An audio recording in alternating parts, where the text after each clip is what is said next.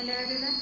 आज हम chapter 2 Python revision two second में हम देखेंगे आज लिस्ट के फंक्शंस। तो लिस्ट के फंक्शंस क्या क्या है कि लिस्ट ऑपरेशंस में हम कौन से फंक्शंस को यूज़ कर सकते हैं, जैसे कि न्यू एलिमेंट्स ऐड करना है, कोई एलिमेंट हमको रिमूव करना है and all this.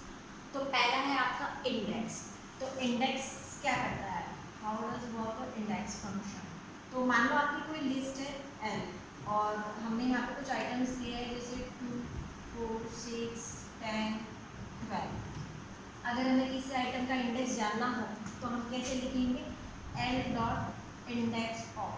L dot index of हमें 6 का इंडेक्स जानना है वहाँ पे। तो जो फर्स्ट ऑकरेंस है आपका, जैसे इसका इंडेक्स 0, 1, 2, तो ये क्या रिटर्न करेगा, 2 रिटर्न करेगा। मतलब 6 एलिमेंट का इंडेक्स आपको ये 2 रिटर्न कर देगा। After that append function.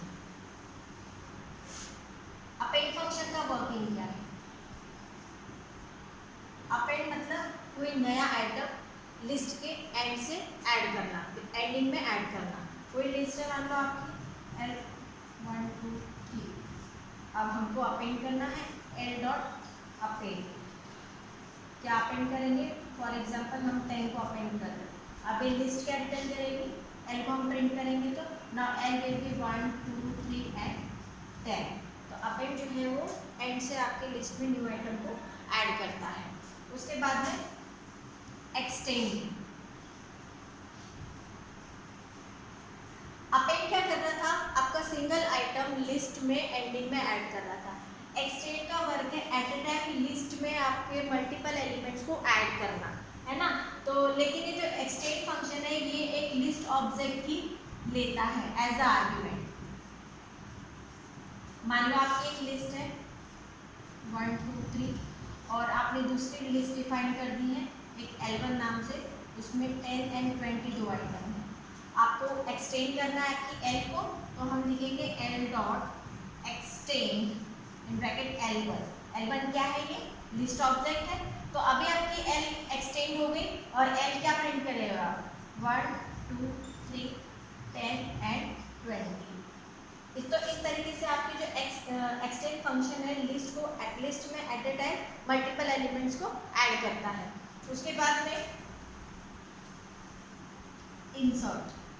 अब इंसर्ट क्या करता है, किसी पर्टिकुलर पोजीशन पे, पोजीशन एंड आइटम, किसी पर्टिकुलर पोजीशन में लिस्ट में न्यू आइटम को ऐड करने का काम करता है।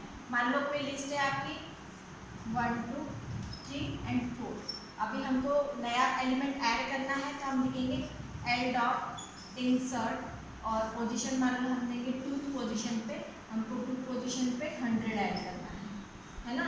तो अभी ये आपकी लिस्ट क्या आ गई, एल आपकी आ जाएगी क्या 1, 2 पोजीशन कौन सी है 0, 1, 2, 3। तो इस पोजीशन पे क्या आ जाएगा आपका 100 आ जाएगा, है ना। तो क्या आएगा यहाँ पे 1, 2, 100 और ठीक है। तो इस तरीके से आगे एलिमेंट आपके आ जाएंगे। उसके बाद में पॉप फंक्शन। अब पॉप फंक्शन का क्या वर्किंग है, pop function at a time single item को डिलीट करता है आपके लिस्ट में से, और वो जो आइटम डिलीट कर रहा है वो रिटर्न भी करता है। तो पॉप फंक्शन का सिंटैक्स है जैसे एल डॉट पॉप। तो एल डॉट पॉप में क्या मतलब, क्या आपकी मान लो एक लिस्ट है तो आपने यहाँ पे कुछ भी नहीं दिया है, कोई इंडेक्स नहीं दिया है, दैट मीन्स वो लिस्ट के एंड से वो आइटम को डिलीट करेगा, पॉप करेगा। तो ये क्या रिटर्न करेगा, 30 रिटर्न करेगा। हाँ, अगर आपने यहाँ पे इंडेक्स दिया है कि इसको 2 पोजीशन का आइटम डिलीट करना है या फिर 0 पोजीशन का आइटम आपको डिलीट करना है, तो ये क्या रिटर्न करेगा, फिर 10 रिटर्न करेगा। अगर आप इंडेक्स दे रहे हो तो पर्टिकुलर उस इंडेक्स का आइटम वो आपको डिलीट भी करता है और रिटर्न भी करता है। उसके बाद में रिमूव।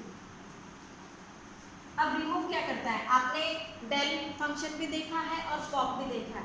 डेल और पॉप में, डेल में तो आप स्लाइसिंग भी दे रहे थे, मतलब पर्टिकुलर रेंज तक के भी आइटम्स आप डिलीट कर रहे थे या फिर सिंगल आइटम भी आप डिलीट कर रहे थे। पॉप भी आपने देखा, सिंगल आइटम भी आप डिलीट कर रहे हैं और एंड से अगर आप इंडेक्स नहीं दे रहे थे वो एंड से आइटम को डिलीट कर रहा है। लेकिन रिमूव का वर्किंग कैसे, रिमूव में हमको डायरेक्टली आइटम देना होता है, एलिमेंट देना होता है, ना कि इंडेक्स देना होता है ना। लिस्ट है 10, 20 एंड 30। अब हम लिखेंगे एल डॉट रिमूव 20।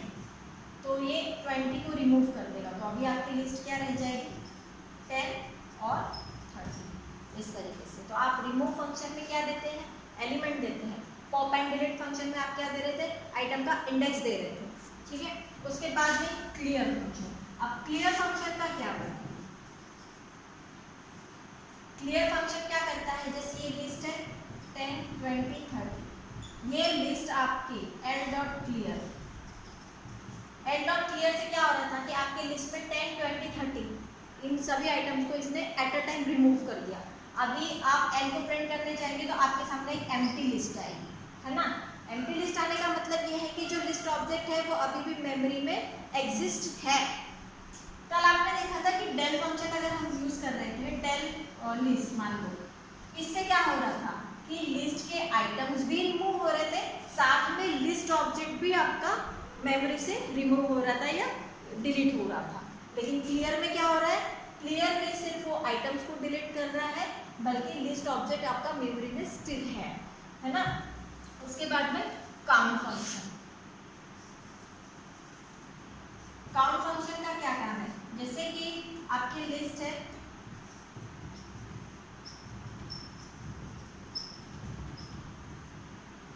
है ना, और आपको पर्टिकुलर किसी एलिमेंट के ऑकरेंस देखना है, मतलब कितने बार आपके वो लिस्ट में वो आइटम है।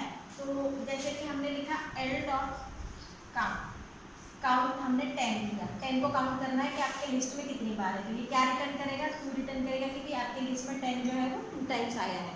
ठीक उसी तरीके से हम अगर 20 करेंगे तो 20 के लिए वो 1 ही रिटर्न करेगा, क्योंकि आपकी लिस्ट में एक ही बार है वो 20, है ना। तो काउंट का फंक्शन का क्या वर्किंग है, आपकी लिस्ट में जो भी आइटम कितने बार है वो काउंट करके शो करता है। उसके बाद में रिवर्स।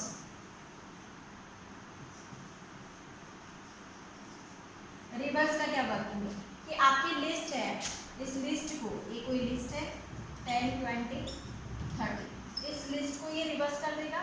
तो हम लिखेंगे एल डॉट IERS रिवर्स, और ये कैसे करेगा, अभी हम एल को प्रिंट करेंगे तो ये 30 20 एंड 10 लिस्ट को ही वो रिवर्स कर देता है। उसके बाद में सॉर्ट। सॉर्ट का क्या वर्क है, सॉर्ट क्या करता है, आपके असेंडिंग ऑर्डर में ये लिस्ट को सॉर्ट करके देता है।